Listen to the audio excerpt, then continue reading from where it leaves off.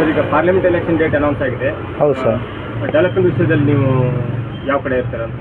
Sir, ನಮಗೆ ಮೋದಿಯಿಂದ ತುಂಬ help ಆಗ್ತಾಯಿದೆ. ನಮಗಂದರೆ ಎಲ್ಲ ಪ್ರತಿಯೊಂದು ಜನಕ್ಕೂ ತುಂಬ ಹೆಲ್ಪ್ ಆಗ್ತಾಯಿದೆ. ಒಂದು ಹೈವೇ ರೋಡ್ಸ್ ಇರ್ಬೋದು, ಅಥವಾ ಒಂದು ನಮ್ಮ ಮಿಲ್ಟ್ರಿ ಸಪೋರ್ಟಿಂಗ್ ಇರ್ಬೋದು, ಮತ್ತು ನಮ್ಮ ದೇಶದ ಭದ್ರತೆ ಬಗ್ಗೆ ತುಂಬ ಕಾಳಜಿ ಇದೆ.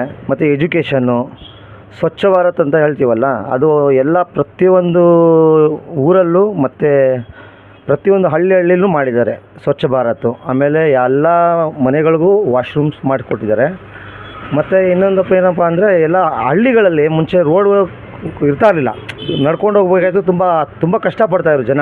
ಒಂದು ರೋಡ್ ಇರಲಿಲ್ಲ, ಒಂದೇನೂ ಇರಲಿಲ್ಲ. ಮೋದಿಯವ್ರು ಬಂದ ಮೇಲೆ ರೋಡ್ ಆಗಲಿ, ಅಥವಾ ನೀರಿನ ಸಮಸ್ಯೆ ಆಗಲಿ, ಕರೆಂಟ್ ಆಗಲಿ, ಅಥವಾ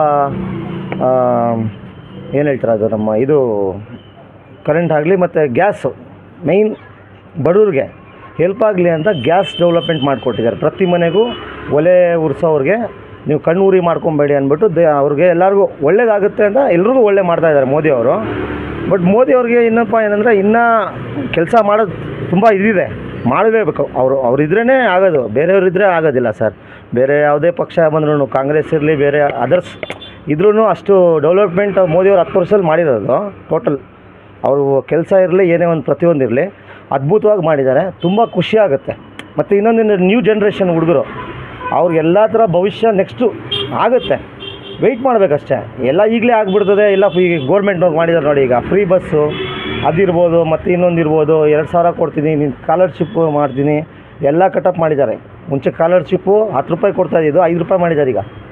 ಎಲ್ಲ ಪ್ರತಿಯೊಂದು ಬೋಗಸ್ಸು, ಎಲ್ಲ ಬೋಗಸ್ ಮಾಡಿ ಜನರಿಗೆ ಉಲ್ಟಾ ಹೊಡಿಸಿದ್ದಾರೆ ಹೊರತು ಯಾವುದೇ ಗೋರ್ಮೆಂಟ್ ಬಂದರೂ ಈ ಥರ ಮೋದಿಯವ್ರ ಥರ ಕೆಲಸ ಪರ್ಫೆಕ್ಟಾಗಿ ಯಾರೂ ಮಾಡೋದಿಲ್ಲ ಸರ್. ಯಾಕಂದರೆ ಅವ್ರು ಇನ್ನೂ ಒಂದು 10 ವರ್ಷ ಮಾಡಲಿ ಸರ್. ನಮ್ಮ ಇಡೀ ಆಲ್ ಓವರ್ ಇಂಡಿಯಾ ಈಗ ಸೆಕೆಂಡ್ ಸ್ಟೇಜಲ್ಲಿದೆ, ನಂಬರ್ 1 ಬರುತ್ತೆ. ಅದು ನಾನು ಕಾನ್ಫಿಡೆನ್ಸಾಗಿ ಹೇಳ್ತೀನಿ. ಯಾಕಂದರೆ ಅವ್ರು ಕೆಲಸ ಪಡ್ತಾರೆ. ನಾ ಖಾನೆ ದೂಂಗಾ ನಾ ಖಾವುಂಗಾ ಅಂತಾರೆ.